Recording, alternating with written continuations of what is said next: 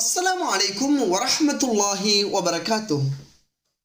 الحمد لله والصلاة والسلام على رسول الله محمد بن عبد الله. أما بعد, இந்த அரஃபாவுடைய நோன்பை நாம் எப்போது நோக்க வேண்டும்? இந்த அரஃபாவுடைய நோன்பின் சிறப்புகள் என்ன? இந்த அரஃபாவுடைய தினத்தில் நாம் எவ்வாறான அமல்களை அதிகம் செய்ய வேண்டும்? இந்த அரஃபாவுடைய தினத்துக்கு ஏன் இவ்வளவு சிறப்புகள் இருக்கின்றது என்பது குறித்த பல்வேறு அம்சங்களை நாம் இன்று அறிய இருக்கின்றோம். அருமைக்குரிய இஸ்லாமிய உறவுகளே, முதலாவது விடயமாக அரஃபா என்றால் என்னவென்பதை நாம் அறிந்து கொள்ள வேண்டும். அரஃபா என்றால் என்ன? இந்த கேள்விக்குரிய பதிலை நாம் அறிந்து கொள்ள வேண்டும் அவசியம். அரஃபா என்பது ஒரு இடத்துக்கு சொல்லப்படுகின்ற பெயர் தான் அரஃபா. அரஃபா என்பது ஒரு இடத்துக்கு சொல்லப்படுகின்ற பெயர் தான் அரஃபா. இந்த அரஃபா எனக்கூடிய இந்த இடம் மக்காவிலிருந்து சுமார் 12 மைல் தொலைவில் கிழக்கு பகுதியில் உள்ள ஒரு இடத்துக்குத்தான் அரஃபா என்று சொல்லப்படுகின்றது. மக்காவிலிருந்து கிழக்கு பகுதியில் சுமார் 12 மைல் தொலைவில் உள்ள ஒரு இடத்துக்குத்தான் அரஃபா என்று அழைக்கப்படுகின்றது. இந்த அரஃபாவுடைய தினத்துக்கு ஏன் இவ்வளவு சிறப்பு வருகின்றது என்பதையும் நாம் அறிந்து கொள்ள வேண்டும் அல்லவா? அரஃபாவுடைய தினத்துக்கு ஏன் இவ்வளவு சிறப்பம்சங்கள் என்றால், இந்த அரஃபாவுடைய தினத்தில் தான் அல்லாஹ் எங்களுக்கு வழங்கியிருக்கின்ற இந்த உண்மையான மார்க்கமான சத்திய மார்க்கமான இந்த இஸ்லாத்தை அல்லாஹ் முழுமையடைய செய்கின்றான். அதற்கு பிறகு எந்த ஒன்றையும் எவரும் கூட்டவும் முடியாது, எவரும் குறைக்கவும் முடியாது. மார்க்கம் அன்றைய நாளில் முழுமையடைகிறது.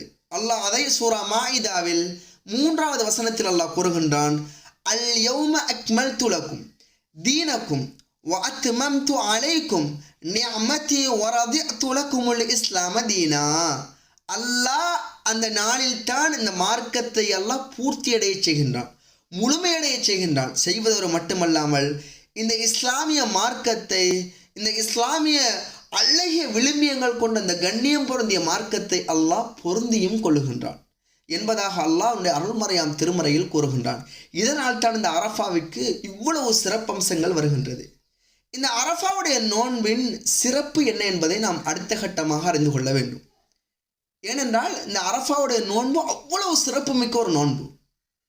இந்த செய்தி முஸ்லிம் எனும் நபிமொழி தொகுப்பில் 1162வது செய்தியாக இந்த செய்தி பதிவு செய்யப்பட்டுள்ளது. சொயில ரசூலுல்லாஹி ஸல்லல்லாஹு அலைஹி வஸல்லம் அன் ஸௌமி அரஃபா. ஸல்லல்லாஹு அலைஹி வஸல்லம் அவரிடத்தில் அரஃபாவுடைய நோன்பு குறித்து கேட்கப்பட்டது. கேட்டபோது ஸல்லல்லாஹு அலைஹி வஸல்லம் என்ன தெரியுமா சொன்னார்கள்? யுகஃபிரு ஸனத்தல் மாதியதி வல் பாக்கியதி. இந்த அரஃபாவுடைய நோன்பு என்பது ஒருவருடைய முன் வருட ஒரு பாவமும் பின்வரக்கூடிய ஒரு வருடத்துக்குரிய பாவமும் மன்னிக்கப்படும் என்பதாக ஸல்லல்லாஹு அலைஹி வஸல்லம் சொன்னார்கள். எப்படி? அரஃபாவுடைய நோன்பை ஒருவர் நோற்றால் இவர் முன் செய்த ஒரு வருட பாவங்கள் மன்னிக்கப்படுமாம். பின்வரக்கூடிய, நாம் இதற்கு பிறகு உயிர் வாழ்வோமா என்று கூட தெரியாது, இருந்தாலும் அல்லாஹ் முன்கூட்டியே ஒரு வருடத்துக்குரிய பாவத்தை நீ செய்தாலும் மன்னிப்பேன் என்பதாக உத்தரவாதம் வழங்கக்கூடிய ஒரு சிறப்புக்குரிய ஒரு நோன்பு தான் இந்த நோன்பு. எனவே அருமைக்குரிய இஸ்லாமிய உறவுகளே, இந்த நோன்பை நாம் ஒருபோதும் மிஸ் பண்ணிவிடக்கூடாது. ஏனென்றால் 2 வருட பாவங்கள் என்றால் சும்மாவா? சுபஹானல்லாஹ், நாம் உயிரோடு இருப்போமா என்று கூட தெரியாது இந்த அரஃபாவுடைய நோன்புக்கு பிறகு. இருந்தாலும் நாம் உயிரோடு இருந்தால் ஒரு வருட பாவங்கள் அத்தனையும் மன்னிக்கப்படுகின்றது என்றால் சுபஹானல்லாஹ், எவ்வளவு பெரிய பாக்கியம் அருமைக்குரிய இஸ்லாமிய உறவுகளே. இதனை நாம் மிஸ் பண்ணலாமா? ஒருபோதும் மிஸ் பண்ணிவிடக்கூடாது. ஒருபோதும் இந்த நோன்பை நாம் பிடிப்பதில் அலட்சியம் காட்டிவிடக்கூடாது. அனைவருக்கும் ஏக வேண்டும். குடும்பத்தில் உள்ள அனைவருக்கும் நாம் சொல்ல வேண்டும், இந்த நோன்பை கட்டாயம் பிடியுங்கள் என்பதாக. ஏனென்றால் 2 வருட பாவங்கள் மன்னிக்கப்படும் என்றால் சும்மா லேசான வேலையா? சுப்ஹானல்லாஹ், கொஞ்சம் கற்பனை செய்ய நாம் கடமைப்பட்டிருக்கின்றோம். அருமைக்குரிய இஸ்லாமிய உறவுகளே, இந்த சிறப்புக்குரிய நோன்பை நாம் எப்போது நோக்க வேண்டும்? இதுதான் இன்று மிகப்பெரிய சர்ச்சையாக மாறிவிட்டது. நாம் தெளிவாக இதில் இருக்க வேண்டும்.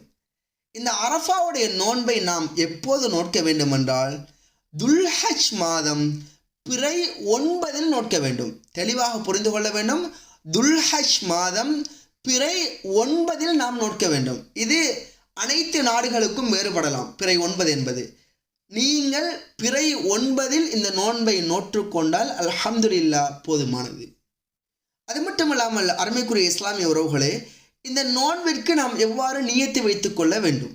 இது ஒரு பல கேள்வியாக ஒவ்வொரு தடவையும் நாம் நோன்பு பற்றி கூறுகின்ற போதெல்லாம் இந்த கேள்வி எழுந்து கொண்டே இருக்கின்றது மக்களுக்கு. தெளிவாக நாம் புரிந்து கொள்ள வேண்டும். இன்னமல் அமாலு பின்னியா, இன்னமல் அமாலு பின்னியா. நீங்கள் எதை நினைத்து செய்கின்றீர்களோ அதுதான் நியத். நியத் என்பது நீங்கள் வாயால் மொழிவது கிடையாது. இந்த நோன்புக்கு அந்த நோன்புக்கு என்று தனித்தனி நியத்து கிடையாது. நீங்கள் அல்லாஹ்விற்காக வேண்டி இந்த நோன்பை நான் நோட்கின்றேன் என்று மனதால் நினைத்து கொண்டால் போதுமானது. மனதால் நினைத்து கொண்டால் போதுமானது. யா அல்லாஹ், அரஃபாவுடைய நோன்பை நான் உனக்காக நோட்கின்றேன் என்பதாக அந்த மனதால் எண்ணிக்கொண்டு நாம் சஹர் செய்தோமாக இருந்தால் அல்ஹம்துலில்லாஹ், இதுதான் நியத். அடுத்த அம்சம்தான் இந்த அரஃபாவுடைய தினத்தில் நாம் எவ்வாறான அமல்களை அதிகம் செய்ய வேண்டும். இந்த செய்தியையும் ஸல்லல்லாஹு அலைஹி வஸல்லம் அவர்கள் இவ்வாறு சொல்லுகின்றார்கள். ஹைரு துஆஇ யௌமி அரஃபா. துஆக்களில் சிறந்தது அரஃபாவுடைய தினத்தில் கேட்கப்படக்கூடிய துஆ என்பதாக ஸல்லல்லாஹு அலைஹி வஸல்லம் கூறுகின்றார்கள். சொல்லிவிட்டு ஸல்லல்லாஹு அலைஹி வஸல்லம் சொல்லுகிறார்கள், வ ஹைரமா குல்து அன வன் நபியூன மின் கப்லி.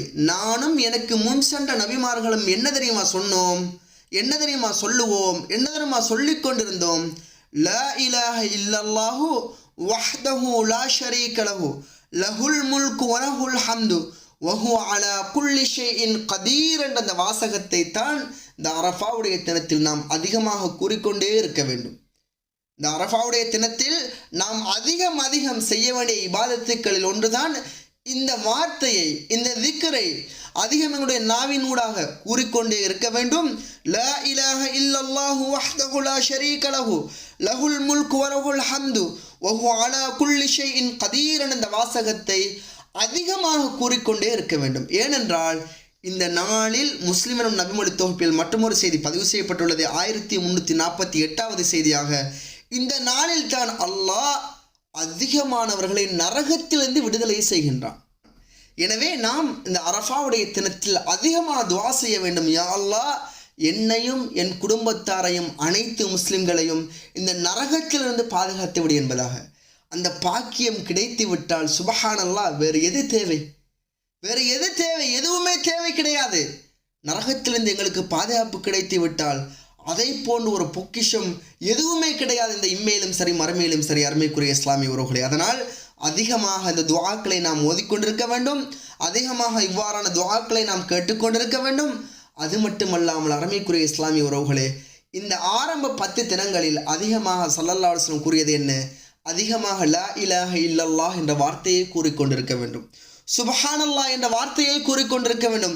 அல்ஹம்துலில்லாஹ் என்ற வார்த்தையை கூறிக்கொண்டிருக்க வேண்டும். அல்லாஹு அக்பர் என்ற வார்த்தைகளை கூறிக்கொண்டிருக்க வேண்டும். எங்களுடைய நாவு இந்த திக்ர்களை கொண்டு ஈரமாகிக் கொண்டே இருக்க வேண்டும். நாம் இந்த திக்ர்களை கூறுவதில் ஒரு கணம் கூட, ஒரு நொடி கூட சலிப்படைந்து விடவும் கூடாது, ஓய்வு கொடுத்து விடவும் கூடாது. அருமைக்குரிய இஸ்லாமிய உறவுகளே, எனவே கண்ணியமிக்க சகோதர சகோதரிகளே, இந்த அரஃபாவுடைய தினத்தை சிறந்த முறையில் கழித்து அதனுடைய முழுமையான கூலிகளை அடைவதற்கு வல்லவன் ரஹ்மான் எனக்கும் உங்களுக்கும் அருள் செய்வானாக.